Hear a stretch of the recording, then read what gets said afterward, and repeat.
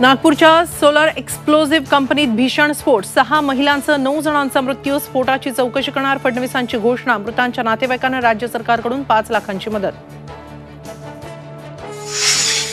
मराठा आरक्षणासाठी 24 डिसेंबरनंतर 1 तासही वाढवून देणार नाही. सरकारची विनंती जरांगींनी धुडकावली. तर ओबीसीतून मराठा आरक्षणाचा कायदा पारित न केल्यास 23 डिसेंबरला आंदोलनाची पुढची दिशा ठरणार.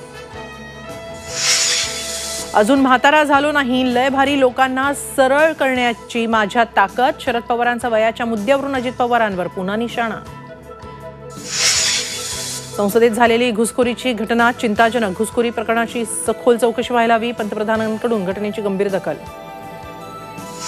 ठाण्यातील प्रियासिंग हल्ल्याप्रकरणी एसआयटी स्थापन. अश्वजित गायकवाडसह मित्राची होणार चौकशी.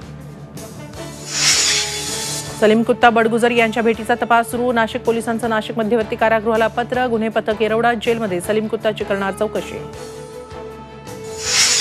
पुण्यामध्ये महिलेच्या बुंदुगिरीचा प्रकार उघड. परीक्षेत अपयश आलेल्या तरुणाला पाय धुतलेलं पाणी प्यायला लावून 1.5 लाखांचा गंडा. अनिसकडून भांडाफोड.